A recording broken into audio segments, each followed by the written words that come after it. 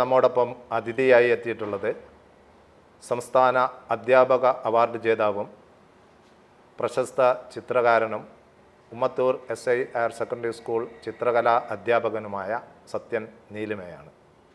അദ്ദേഹത്തെ ഈ പരിപാടിയിലേക്ക് സ്വാഗതം ചെയ്യുന്നു. അഭിനന്ദനങ്ങൾ. Thank you. സത്യൻ നീലിമ വാണിമേൽ പഞ്ചായത്തിൽ ഒരു ചിത്രകലാ അധ്യാപകൻ എന്നുള്ള നിലക്ക് സംസ്ഥാന അവാർഡ് നേടിയപ്പോൾ എന്ത് തോന്നുന്നു? വളരെയധികം സന്തോഷമുണ്ട്. കാരണം ഈ മേഖലയിൽ അപൂർവമാണ് ഇങ്ങനെ ഒരു അർഹതയ്ക്ക് അംഗീകാരം കിട്ടുന്നതെന്നാണ് ഞാനിപ്പോൾ മനസ്സിലാക്കുന്നത്. അപ്പം എൻ്റെ നാട്ടിൽ തന്നെ വലിയൊരു അംഗീകാരമാണ് ആ നിമിഷം മുതൽ തന്നെ കിട്ടിക്കൊണ്ടിരിക്കുന്നത്. ഈ നേരത്തെ ഈ ചിത്രകലാ മേഖലയിലും ഈ ശില്പനിർമ്മാണത്തിലൊക്കെ വളരെയധികം സജീവവും സക്രിയവുമായ സാന്നിധ്യം സത്യൻ നിലനിർത്തിയിരുന്നു. പ്രത്യേകിച്ച് മഹാന്മാരുടെ ചിത്രങ്ങളടക്കം. ഈ ഒരു മേഖലയിൽ കൂടുതൽ താല്പര്യം തോന്നാനുള്ള കാരണം എന്തായിരുന്നു ചെറുപ്പത്തിലെ? ഈ ചിത്രകല പൊതുവെ മാനസികമായിട്ട് ഈ കുട്ടികൾക്കായാലും മുതിർന്നവർക്കായാലും സന്തോഷവും അതിൽ കൂടുതൽ ഒരു അനുഭൂതിയും കിട്ടുന്നൊരു മേഖലയാണ് എന്നൊരു തിരിച്ചറിവ് ആദ്യമേ ഉണ്ടായിരുന്നു. അതിൻ്റെ ഭാഗമായി തന്നെയാണ് ഞാൻ ഈ മേഖലയിലേക്ക് വന്നത്. അതിനുശേഷം ഈ ചിത്രകല അധ്യാപനത്തിലേക്ക് ഒരു സ്ഥിരം വരുമാനം എന്ന നിലക്ക് വരുമാനത്തിന് വേണ്ടി ഇതുകൊണ്ടാണ് ഈ ചിത്രകല അധ്യാപനത്തിലേക്ക് ഒതുങ്ങിയത്.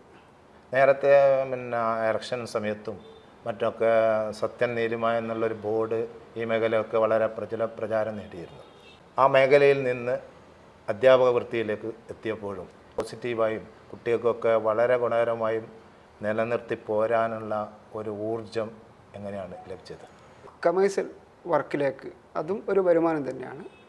അതിൽ ഉപരി ഈ പറഞ്ഞ ഇലക്ഷനായാലും മറ്റ് ഈ കമേഴ്സ്യൽ പബ്ലിസിറ്റി ഈ ബോർഡോ മറ്റേ ഷോപ്പിൻ്റെ ബോർഡുകളായാലൊക്കെ ചെയ്യുന്നതിലൊക്കെ ഈ അതിലെ വരുമാനത്തിലുപരി നമുക്ക് എപ്പോഴും കാണുമ്പോഴുള്ള ഒരു അനുഭൂതി അത് എന്നെ സംബന്ധിച്ചിടത്തോളം ആദ്യം കിട്ടുന്നതാണ്. നമ്മളിപ്പോൾ ഒരു ബോർഡൊക്കെ എഴുതി കഴിഞ്ഞാൽ ആ ബോർഡ് നമുക്ക് കാണുമ്പോഴൊക്കെ ഒരു പുതുമ അല്ലെങ്കിൽ മാനസികമായിട്ട് നമുക്കൊരു അല്ലെങ്കിൽ അതിൻ്റേതൊരു പ്രോത്സാഹനങ്ങൾ മനസ്സിലെപ്പോഴും ഉണ്ടാകും. അതുപോലെ തന്നെ നമ്മുടെ നാട്ടുകാരെടുക്കും അതിൻ്റെ ഒരു പ്രോത്സാഹനം കിട്ടുന്നുണ്ട്. അതൊക്കെ തന്നെയാണ് ഈ കമേഴ്സ്യൽ വർക്കിലേക്ക് പോയതും അതിൽ നിന്ന് ഒഴിവാകാത്ത രീതിയിൽ തന്നെ അത് ഇപ്പോഴും നിലനിർത്തുന്നത്. വാണിമേൽ എന്ന ഒരു പേരിൻ്റെ കൂടെ ചേർക്കാറുണ്ട്. പക്ഷെ അതിൽ നിന്ന് തികച്ചും വ്യത്യസ്തമായി സത്യൻ ഒരു നീലിമ എന്നുള്ള ഒരു അപരനാമം ചേർക്കാനിടയാക്കിയ സാഹചര്യം എന്താണ്? വീട്ടിൻ്റെ പേരില്ല, നാട്ടിൻ്റെ പേരില്ല, ഒന്നുമില്ല. ഒരു പുതുതായി ഒരു ശൈലിയിൽ സത്യൻ നീലിമ എന്ന പേരിലേക്ക് എത്തിപ്പെടാനുള്ള ഒരു സാഹചര്യം ഓർക്കുന്നുണ്ടോ? അത് എപ്പോഴും ഞാൻ ശ്രദ്ധിക്കാറുണ്ട്, അല്ലെങ്കിൽ എൻ്റെ മനസ്സിനെ അലട്ടുന്നൊരു വിഷയമാണ്. കാരണം ഒരു നാടിൻ്റെ പേര് ചേർക്കാമായിരുന്നു. പക്ഷേ ആ പേരാദ്യം കൊടുക്കുമ്പം ഈ രീതിയിലുള്ള ഒരു വളർച്ചയോ അല്ലെങ്കിൽ ഇങ്ങനെയുള്ള ഒരു അംഗീകാരമൊന്നും പ്രതീക്ഷിക്കാതെ കൊണ്ടാണ് അന്ന് നീലിമ എന്ന ഒരു ആർട്ട് റൂം അല്ലെങ്കിൽ ആർട്ട് വർക്ക് എന്നുള്ള രീതിയിലാണ് ഒരു തിരിച്ചറിവ് വേണമെന്നുള്ള രീതിയിലാണ് പേരിൻ്റെ കൂടെ നീലിമ എന്ന് കൊടുത്തത്. പക്ഷേ ഇപ്പോഴും എനിക്കൊരു തോന്നലുണ്ട്, സത്യൻ അല്ലെ വാണിമേൽ ആയിരുന്നെങ്കിൽ നാടിനും അല്ലെങ്കിൽ നാട്ടുകാർക്കും കൂടുതലൊരു അഭിമാനമായിരിക്കുമെന്ന് ഒരു തോന്നൽ ഇപ്പോഴുണ്ട്. അതൊരു നഷ്ടബോധം തന്നെയാണ്. ഗാന്ധിജിയുടെ ചിത്രങ്ങൾ സർക്കാർ ഓഫീസുകളിൽ കൊടുക്കാനുള്ള ഒരു തീരുമാനം പ്രചോദനം എങ്ങനെയാണ് ഉണ്ടായത്?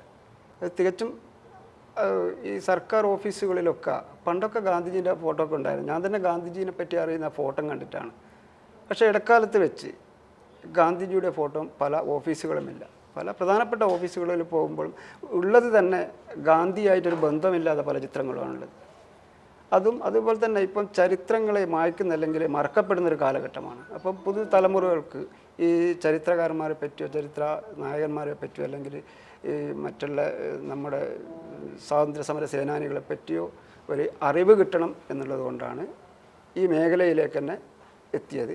അതിൻ്റെ ഭാഗമായി ഗാന്ധിജിയുടെ ചിത്രങ്ങൾ സ്വന്തം ചെലവിൽ തന്നെ എല്ലാ സർക്കാർ ഓഫീസുകളും കൊടുക്കാൻ വേണ്ടിയാണ് ആ തീരുമാനിച്ചത്. കേരളത്തിലെ മുഴുവൻ ഓഫീസുകളിലും ഗാന്ധിജിയുടെ ചിത്രം ഉണ്ടായിരിക്കണമെന്ന ഒരു നിർബന്ധ ബുദ്ധി എനിക്കുണ്ടായിരുന്നു. അതിൻ്റെ ഭാഗമായി ഇപ്പോൾ ഏകദേശം 140ഓളം ഗാന്ധിജീനെ വരച്ച് കൊടുത്തിട്ടുണ്ട്.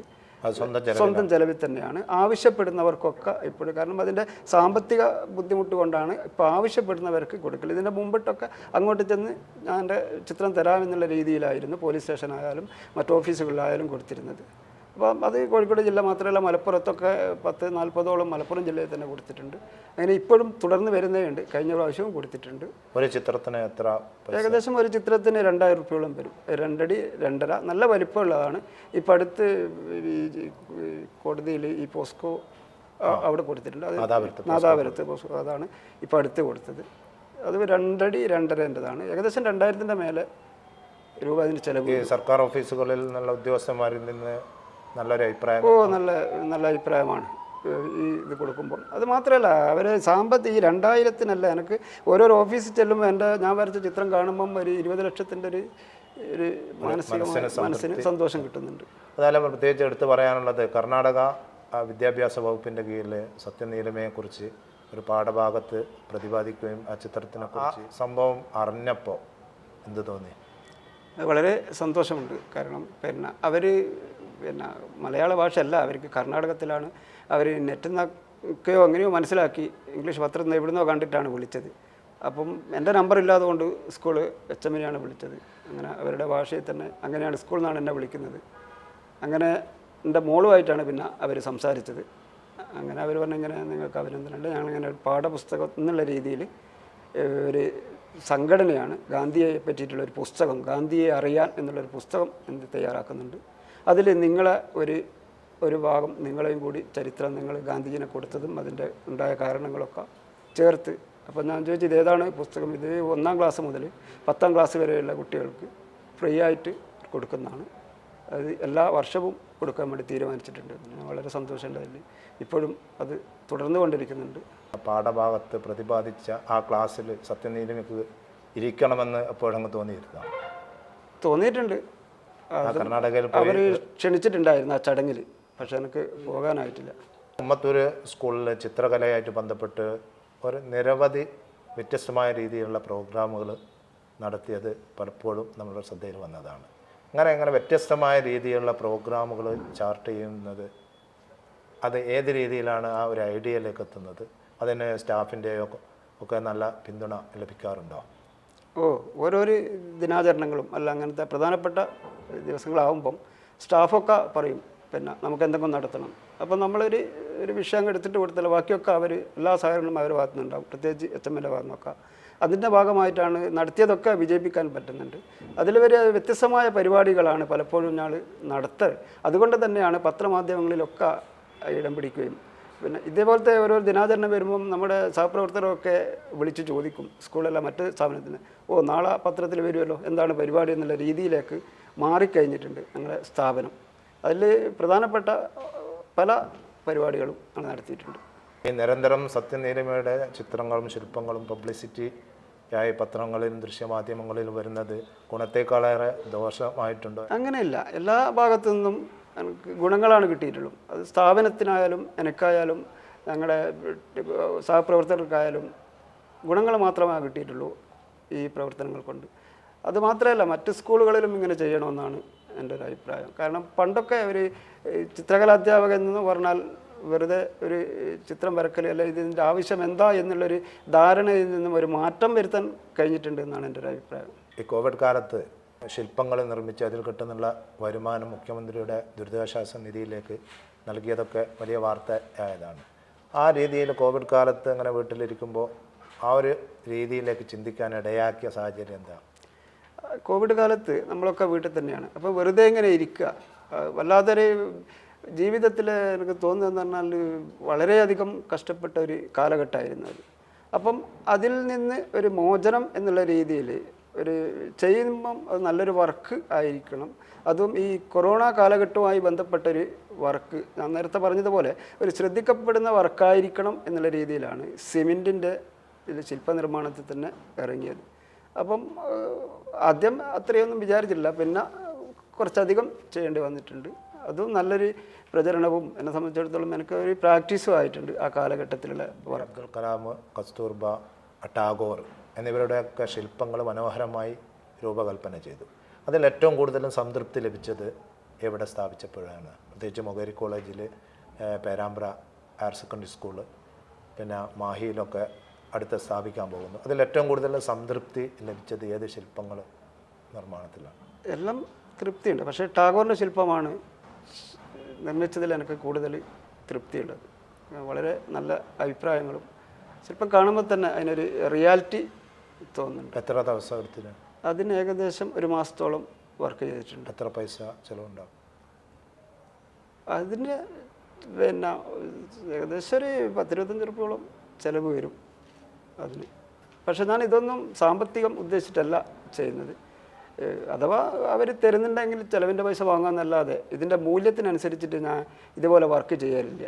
ഒരു വർക്കും ഞാൻ അങ്ങനെ ചെയ്തു കൊടുക്കുകയില്ല. കമേഴ്സ്യൽ വർക്ക് പണ്ട് ചെയ്യലുണ്ടെന്നല്ലാതെ അതിനുശേഷം ഇതേപോലത്തെ പ്രവർത്തനങ്ങൾ തികച്ചും സൗജന്യം എന്ന നിരക്കിൽ തന്നെയാണ് ചെയ്തു കൊടുക്കൽ.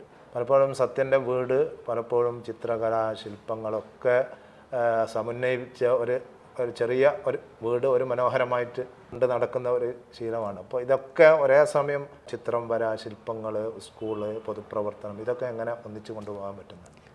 അതൊക്കെ നമ്മൾ തീരുമാനിച്ചാൽ ഏതും നമുക്ക് നടപ്പിൽ വരുത്താൻ പറ്റും എന്നുള്ളൊരു ഇതാണ് എനിക്ക്. കാരണം വെച്ചാൽ അതിന് സമയം ഉണ്ടാവും, സമയം കണ്ടെത്തും എന്നുള്ളൊരു അഭിപ്രായമാണ് എനിക്കുള്ളത്. അതൊന്നൊരു വിഷയമുള്ള കാര്യമല്ല എല്ലാം കൊണ്ടുപോകുക എന്നുള്ളത്. അവാർഡുകൾ പലപ്പോഴും സർക്കാരിനെ താല്പര്യമുള്ള ആളുകൾക്ക് അല്ലെങ്കിൽ സർക്കാരുമായിട്ട് സപ്പോർട്ട് ചെയ്യുന്ന ആളുകൾക്ക് കൊടുക്കുക എന്നുള്ളൊരു പ്രചരണം നാട്ടിലൊക്കെ സജീവമാണ്. അപ്പോൾ ഈ അവാർഡ് ആ ഒരു രീതിയിലുള്ള ഒരു ചർച്ച ആളുകളുടെ അടുത്തുനിന്ന് വരുന്നുണ്ടോ, അല്ലെങ്കിൽ ഇത് അർഹതക്കുള്ള ഒരു അംഗീകാരം എന്നുള്ള രീതിയിലാണോ ആളുകൾ ഇതിനെ വിലയിരുത്തുന്നത്? ഒരു നിഷ്പക്ഷമായ ഒരു സമീപനം ആളുകൾക്ക് ഈ ഭാഗത്ത് സത്യൻ്റെ കാര്യത്തിൽ ഉണ്ടാകുന്ന തന്നെയാണ് പ്രതീക്ഷ. പക്ഷേ സ്വാഭാവികമായിട്ടും അവാർഡുകൾ അത് സംസ്ഥാന സർക്കാരിന് താല്പര്യമുള്ള ആളുകൾക്കാണ് പലപ്പോഴും കിട്ടുക. അതിനെക്കുറിച്ച് എന്താണ് പറയാനുള്ളത്? അത് തികച്ചും തെറ്റാണ്. തികച്ചും 100% തെറ്റാണെന്ന് എൻ്റെ അനുഭവത്തിലുള്ളത്. കാരണം വെച്ചാൽ ഈ അവാർഡ് ഞാൻ കൊടുക്കാനുണ്ടായ കാരണം പലരും എന്നോട് ഇങ്ങോട്ട് ആവശ്യപ്പെട്ടാണ്. പല സഹപ്രവർത്തകരും ഈ മേഖലയിലുള്ള ആൾക്കാരൊക്കെ ഈ അവാർഡിന് കൊടുത്തിട്ടുണ്ടോ, കൊടുക്കണം എന്നൊക്കെ പറഞ്ഞ് ആദ്യമായിട്ടാണ് ഞാൻ കൊടുത്തിട്ടുള്ളത്. പലപ്പോഴും കൊടുക്കണമെന്ന് വിചാരിച്ചിട്ടുണ്ടായിരുന്നു, കൊടുക്കാനായിട്ടില്ല. ആ ഡേറ്റ് കഴിഞ്ഞു പോകും, ഇങ്ങനെയൊക്കെയാണ്.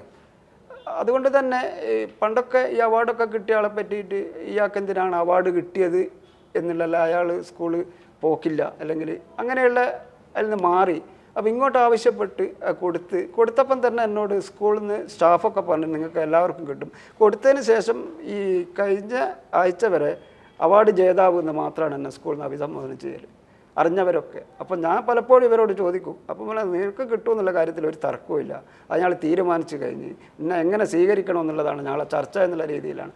കാരണം വെച്ചാൽ അത് ഞാൻ ചെയ്യുന്ന വർക്ക് കൊണ്ടായിരിക്കാം. അതേപോലെ തന്നെ മറ്റൊരു വിഭാഗം കൊടുത്തപ്പോഴും കൊടുക്കുന്നതിന് മുമ്പിട്ടും കൊടുക്കുന്നുണ്ടെങ്കിൽ ഈ ഭരണത്തിന് അനുകൂലമുള്ള വിദ്യാഭ്യാസ ഈ സംഘടനാ നേതാക്കന്മാരെ കാണണം, അവരെ കണ്ടാലാണ് ഇത് കിട്ടും, അതങ്ങനെയാണ് ഇതിൻ്റെ നീക്കുപോക്ക് അങ്ങനെയാണ് എന്നൊക്കെ പറഞ്ഞ്. അപ്പം എനിക്കതിൽ വലിയ ഇതൊന്നുമില്ല. അപ്പോൾ ഞാൻ KST ആയി ബന്ധപ്പെട്ടിട്ട് അതിൻ്റെ ഇപ്പം അയാൾ പിന്നെ KST ഇല്ല, ആ നേതാവോട് ഞാൻ ചോദിച്ച്, അപ്പം ഞാനിങ്ങനെ ഒരു അവാർഡ് കൊടുത്തിട്ടുണ്ട്, അപ്പോൾ ഇങ്ങനെയൊക്കെ പറയുന്നുണ്ട്, എന്താണ് അതിൻ്റെ സ്ഥിതി എന്താണെന്ന് ചോദിച്ചു. അങ്ങനെ ഉണ്ടെങ്കിൽ എനിക്ക് പിന്നെ ആ മേഖലയിലേക്ക് പോകാമല്ലോ. ഇത് കാരണം എൻ്റെ ഒരു ആഗ്രഹം എന്ന് പറഞ്ഞാൽ എനിക്ക് കഴിവുണ്ടായി കിട്ടണം, അതേ സ്ഥാനത്ത് കഴിവില്ലാത്ത ഒരാൾ സ്വാധീനം കൊണ്ട് പിന്നെ അവർക്ക് കിട്ടരുത് എന്നുള്ളൊരാഗ്രഹം എനിക്കുണ്ട്.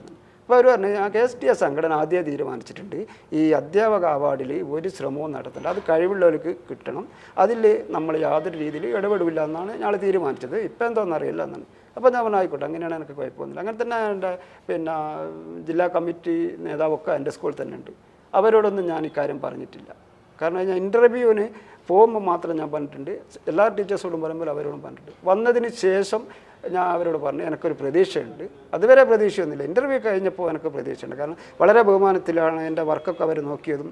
പിന്നെ അവർ എൻ്റെ നിന്ന് അറിയാൻ വേണ്ടിയിട്ടുള്ള അവരെ ചോദ്യമൊക്കെ കേൾക്കുമ്പോൾ വല്ലാതൊരു നമുക്ക് അല്ല, അതിൽ സത്യൻ്റെ ബാക്ക് ഫയൽ എടുത്ത് നോക്കിയാൽ ഒരു ദേശീയ അംഗീകാരം വരെ ലഭിക്കാൻ പറ്റുന്ന രീതിയിലുള്ള ഒരുപാട് ബാക്ക് ഫയൽ ഉണ്ടല്ലോ. ഒരുപാട് കാര്യങ്ങൾ ചെയ്തതുണ്ട് സമൂഹത്തിൽ, വിദ്യാർത്ഥികൾക്കിടയിൽ, നാട്ടുകാർക്കിടയിൽ. ഓരോന്നും വ്യത്യസ്തമായ രീതിയിലുള്ള പ്രോഗ്രാമുകൾ സത്യൻ്റെ നേതൃത്വത്തിൽ തന്നെ നടന്നിട്ടുണ്ട്. സ്വാഭാവികമായിട്ട് ആളുകളിൽ നിന്ന് ഉയരുന്ന ഒരു സംശയം പങ്കുവെച്ചു എത്തുള്ള. പ്രത്യേകിച്ച് വാണിമേൽ എനിക്ക് തോന്നുന്നു ഇപ്പോൾ അടുത്തായിട്ട് 2ാമത്തെ അധ്യാപക അവാർഡായിരിക്കും. നേരത്തെ പെരിങ്ങത്തൂർ ഹയർ സെക്കൻഡറി സ്കൂൾ അധ്യാപകൻ TP റഫീഖ് മികച്ച ഗണിതശാസ്ത്ര അധ്യാപകൻ കൂടിയായിരുന്നു. അദ്ദേഹത്തിന് ശേഷം ആണ് 2ാമത് ഹൈസ്കൂൾ വിഭാഗത്തിൽ ചിത്രകലയിൽ സത്യന് ലഭിക്കുന്നത്. ഈ അവാർഡ് ലഭിക്കുമ്പോൾ സ്വാഭാവിക ഒരു മുൾക്കിരീടമായി അനുഭവിക്കുന്നുണ്ട്. സത്യനെ അളക്കുന്നത് ആളുകൾ 2 തരത്തിലായിരിക്കും.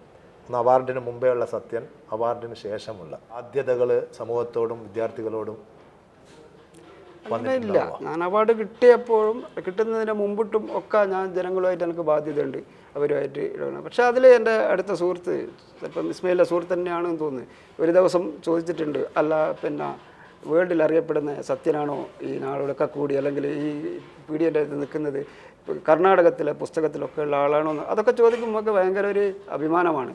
കാരണം അത് അപ്പം അറിയാം ഞാൻ അങ്ങനെ ഒരു തലക്കനം കാണിക്കുന്നില്ല, അല്ലെങ്കിൽ എനിക്കില്ല. സ്വാഭാവികമായിട്ട് ഉണ്ടോ ഇല്ലയോ എന്ന് ഞാൻ അറിയില്ല. പക്ഷേ എനിക്ക് അവർ കിട്ടിയാലും കിട്ടിയില്ലെങ്കിലും ഒക്കെ എല്ലാ മേഖലയിലും ജനങ്ങളിലായിട്ട് ഇടപെടണമെന്നാണ് എൻ്റെ ഒരു ആഗ്രഹം. പിന്നെ ഈ അവാർഡ് കിട്ടിയപ്പോൾ എൻ്റെ സഹപ്രവർത്തകർക്കൊക്കെ ഒരു പ്രചോദനമായിക്കോട്ടെ എന്നൊരു ആഗ്രഹമുണ്ട്. കാരണം എനിക്കിത് കിട്ടുമ്പം എല്ലാവർക്കും കിട്ടും എന്നുള്ള ഒരു ശ്രമിച്ചാൽ എല്ലാവർക്കും കിട്ടും എന്നൊരു ധാരണ എല്ലാവർക്കും വരും.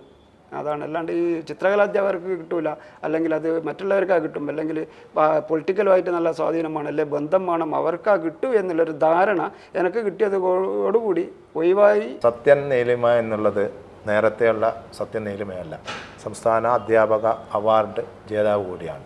സത്യൻ്റെ ചിത്രകല അധ്യാപനത്തെക്കുറിച്ചും കുട്ടികളിൽ പകർന്നു കൊടുക്കുന്ന രീതിയെ കുറിച്ച് ആളുകൾക്കും രക്ഷിതാക്കൾക്കും അധ്യാപകർക്കൊക്കെ അറിയാൻ താല്പര്യമുണ്ടാകും. ഏതൊക്കെ രീതിയിലുള്ള ക്ലാസ് റൂം അന്തരീക്ഷവുമാണ് ചിത്രകലയിൽ സത്യൻ നടത്തുന്നത്? ചിത്രകലയിൽ നമുക്ക് കുട്ടികൾക്ക് ആദ്യം വേണ്ടത് അവർക്ക് ചിത്രം വരക്കാനുള്ള കഴിവുണ്ടോ ഇല്ലയോ എന്നുള്ളതാണ്. ആ കഴിവുണ്ട് എന്ന് നമ്മൾ ബോധ്യപ്പെടുത്തി കൊടുത്തു കഴിഞ്ഞാൽ തന്നെ നമ്മൾ വിജയിച്ച്. അതിൻ്റെ ഒരു കാരണം എന്ന് പറഞ്ഞാൽ നമ്മൾ ജനിച്ച എല്ലാവർക്കും ചിത്രം വരക്കാനുള്ള കഴിവുണ്ട്, അതിലൊരു തർക്കവുമില്ല. പക്ഷെ അതിൽ ചില ഏറ്റക്കുറച്ചിലുണ്ട് എന്ന് മാത്രം. ആ ഏറ്റക്കുറച്ചിൽ നമ്മൾ എന്ത് ചെയ്യുന്നു, ഈ ഒരു പ്രോത്സാഹനമാണ് അധ്യാപകനായാലും രക്ഷിതാവായാലും കൊടുക്കേണ്ടത്. കാരണം അതിൻ്റെ ഒരു തെളിവാണ് പണ്ട് നമ്മൾ ഈ അക്ഷരം കണ്ടുപിടിക്കുന്നതിന് മുമ്പിട്ട് ആശയവിനിമയം നടത്തിയത് ചിത്രത്തിൽ കൂടിയാണ്. അതിനുശേഷമാണ് പിന്നെ എഴുത്തൊക്കെ കണ്ടുപിടിച്ചത്. അന്ന് എന്തുകൊണ്ടാണ് ചിത്രത്തിൽ കൂടിയെന്നുള്ളത്, ഈ മനുഷ്യന്മാർക്ക് ജനിക്കുമ്പം അല്ല മനുഷ്യക്കുട്ടികളോ അല്ല കുഞ്ഞുങ്ങളോ ആരായാലും ജനിക്കുമ്പോൾ തന്നെ അവരുടെ ബ്രെയിന് ചിത്രം വരെയാണ്. കാരണം അന്ന് ഈ കാട്ടിൽ പുലിയുണ്ട് അല്ലെങ്കിൽ അവിടെ നരിയുണ്ട് എന്നൊക്കെ അവർ ഒരു വലിയ ഗുഹയുടെ പുറത്ത് പുലിയുടെ ചിത്രം വരയ്ക്കുകയാണ് ചെയ്തത്. അപ്പം വരുന്ന ആൾ മനസ്സിലാക്കും ഇങ്ങനെ അവിടെ പുലിയുണ്ട് എന്നുള്ളത്. അതേപോലെ തന്നെ അവർ വരുന്നതൊക്കെ ചിത്രത്തിൽ കൂടിയാണ്. അതിൻ്റെ ഒരു കാരണം എന്ന് പറഞ്ഞാൽ ഈ ചിത്രകലയാണ്. അതിൻ്റെ ഒരു ഉദാഹരണമാണ് നമ്മുടെ വീട്ടിലെ ചെറിയ കുട്ടികളുണ്ടെങ്കിൽ ഈ പറ എന്ന് അല്ലെ റാ എന്ന് പഠിപ്പിക്കണമെങ്കിൽ നമ്മൾ ചുരുങ്ങി 100 പ്രാവശ്യം പറഞ്ഞ് എഴുതിക്കണം. അവസാനത്ത് ഈ കുട്ടിയോട് ഒരു വീട് വരക്കാൻ പറഞ്ഞാൽ ഒരു വീടും വരക്കും 2 ചെടിച്ചട്ടിയും വരക്കും. അതെന്താ, അവർക്ക് കഴിവുണ്ട്, പക്ഷെ വരക്കുന്നത് വീട് എങ്ങനെയെന്നുള്ളത് വേറൊരു വശം. അതാണ് നമ്മൾ ചെയ്തു കൊടുക്കേണ്ടത്. ആ വീട് എങ്ങനെയാണ് എന്താണെന്നുള്ള പറഞ്ഞു കൊടുക്കണം. അപ്പോൾ വീട് അവർ വരക്കും, അതിലൊരു തർക്കവുമില്ല. ഇതൊന്നല്ല, ചെറിയ കുട്ടീൻ്റെ അടുത്ത് നമ്മളൊരു ചോക്കോ പെൻസിലോ കൊടുത്താൽ അവരത് ആദ്യം ചെയ്യുക, ഒരു പേപ്പർ കൊടുത്താൽ അവർ വരഞ്ഞിടും. നമ്മൾ പറയാം വരഞ്ഞിട്ട് കളിക്കുന്നത്, അതോടുകൂടി കുട്ടി അവിടെ നെഗറ്റീവായി. ശരിക്കും അവർ വരക്കുകയാണ് ചെയ്യുന്നത്, പക്ഷെ നമ്മൾ പറയുക വരഞ്ഞിട്ട് കളിക്കുക. അപ്പോൾ കുട്ടി അവിടുന്ന് പിന്നെ കാണാണ്ട് ചുമരുമലൊക്കെ വരക്കും. അതുപോലെ നമ്മളൊരു പുസ്തകമൊക്കെ വായിക്കുമ്പോൾ രക്ഷിതാക്കളൊക്കെ പറയും എൻ്റെ മോൻ നല്ലോണം വരക്കുമെന്ന് പറയും. ഏത് പ്രായത്തിൽ? ഒരു 5-6 പ്രായത്തിൽ. പിന്നെ അവൻ പഠിക്കണം. പിന്നെ വരക്കുന്നത് മോശവും പഠിക്കലാണ്. അപ്പോൾ പഠിക്കുന്നതിന് മുമ്പിട്ടും പഠിക്കുന്നതിന് ശേഷവും ചിത്രം വരപ്പാണ്. ഒരു ഹൈസ്കൂൾ ലെവൽ വരെയുള്ള കുട്ടികൾ. കാരണം ആദ്യം വരച്ചുകൊണ്ടിരിക്കുമ്പോൾ മൂത്ത കുട്ടി പറയും ഇതാ ഉപ്പ അല്ലെങ്കിൽ അച്ഛ വരച്ചിട്ട് പഠിക്കുന്നില്ല എന്ന് പറയും. അതോടുകൂടി കാണാണ്ട് വരക്കും. അപ്പോൾ അവിടുന്ന് മുതൽ കുട്ടി എന്ത് ചെയ്യുന്നുണ്ട്, ഈ കഴിവ് നശിച്ചു പോകുന്നുണ്ട്. അപ്പോൾ പിന്നെ അറിയാണ്ടാണ്. അതിൻ്റെ ഒരു തെളിവ് വേറെ ഞാൻ പറഞ്ഞുതരാം. നമ്മൾ പഠിക്കുമ്പോൾ പുസ്തകത്തിൻ്റെ ഒരു കവറുണ്ടെങ്കിൽ അതിന്മേലെ ഒരു പെണ്ണിൻ്റെ ചിത്രമാണെങ്കിൽ മീശയും കണ്ണടയും വരച്ച് ഒരാണാക്കും. അതൊരു കഴിവില്ലാതല്ല, താല്പര്യമില്ലാതെ ഒരു കുട്ടി കഴിയാനാവില്ല. ഒരു പെണ്ണാനെ ആണാക്കും, ആണിനെ പെണ്ണാക്കും, മുടിയൊക്കെ വരച്ച്. അപ്പോൾ അതന്നെ അവർ കാണാണ്ട് ഏതൊരു പുസ്തകത്തിൻ്റെ കവർ നോക്കിയാലും നമുക്ക് കാണാം. അതേപോലെ തന്നെ രക്ഷിതാക്കൾ എന്താ ചെയ്യേണ്ടതെന്ന് പറഞ്ഞാൽ ഈ കഴിവിനെ നമ്മൾ പലപ്പോഴും നശിപ്പിക്കുക തന്നെയാണ് ചെയ്യുന്നത്. പിന്നെ ക്ലാസ് റൂമിൽ കുട്ടികൾക്ക് നമ്മൾ ആദ്യം കുട്ടികളെ ഈ ചിത്രകലയെ പറ്റിയിട്ടുള്ള ബോധ്യപ്പെടുത്തണം. പിന്നെ ഫ്രീ ആയിട്ട് അവരെ പഠിപ്പിക്കരുതെന്ന് പറയുന്ന മറ്റുള്ള വിഷയം പഠിപ്പിക്കുമ്പോൾ ബയ്യാറിലാക്കുന്ന ഒരു ഇതല്ല ചിത്രകല. അവർക്ക് ഫ്രീ ആയിട്ട് നമ്മളതിൻ്റെ ഒരു പ്രോത്സാഹനം കൊടുക്കും. എൻ്റെ മെത്തേഡ് എന്ന് പറഞ്ഞാൽ ഞാൻ ക്ലാസ്സിൽ കുട്ടികൾക്ക് വിഷയം കൊടുക്കും. പകുതി കുട്ടികൾക്ക് വിഷയം, അപ്പുറത്തെ കുട്ടികൾ എന്ത് ചെയ്യും. ഇപ്പോൾ ഒരു സാധാരണ ഒരു ഡ്രോയിങ് ബുക്കാണ്. എൻ്റെ സ്കൂളിൽ ഒരു ഡ്രോയിങ് ബുക്കും ഒരു 200 പേജ് നോട്ടുമാണ്. അത് നിർബന്ധമാണ്. ഡ്രോയിങ് ബുക്കിനെക്കാട്ടും നിർബന്ധം 200 പേജ് നോട്ടാണ്. ആ നോട്ട് അവർ വീട്ടിൽ നിന്ന് ഒരാഴ്ച കൊണ്ട് വരച്ച് കൊണ്ടുവരിക. അതിൽ ചിത്രങ്ങളല്ല വരക്കേണ്ടത്. അവരെ മുമ്പിൽ വരക്കുമ്പം എന്താണോ ഉള്ളത്, ജീവനുള്ളതും ഇല്ലാത്തതുമായ രൂപങ്ങളെ മാത്രം എന്ത് ചെയ്യുക, നോക്കി വരക്കുക. അല്ലാണ്ട് ഈ ചിത്രങ്ങൾ ഈ പത്രത്തിലുള്ളയോ അല്ലെങ്കിൽ മറ്റ് ബുക്കുകളിലെയോ ചിത്രങ്ങൾ നോക്കി വരക്കുന്ന നോട്ടല്ല അത്. തികച്ചും ആളെ നോക്കി വരക്കുക. അത് പെണ്ണ് കൊണ്ട് തന്നെ ഫ്രീ ആയിട്ട് വരക്കുക. ഒരു ദിവസം 4-5 പേജിൽ വരക്കുക. അത് മാത്രം മതി കുട്ടികൾക്ക്. അങ്ങനെ വരച്ചു കഴിഞ്ഞാൽ കുട്ടികൾക്ക് മെമ്മറി പവർ കൂടും, വരക്കാനുള്ള കഴിവ്. അധ്യാപക അവാർഡിൻ്റെ തിളക്കത്തിൽ നിൽക്കുകയാണ് നാദാപുരവും ഉമ്മത്തൂർ SI ഹയർ സെക്കൻഡറി സ്കൂളും. വാണിമേൽ സ്വദേശി കൂടിയായ സത്യൻ്റെ ഉയർച്ച ഹിമാലയത്തോളം ഉയരട്ടെ എന്ന് ആത്മാർത്ഥമായി നമുക്ക് പ്രാർത്ഥിക്കാം. ഏതായാലും സത്യന് എല്ലാവിധ ആശംസകളും.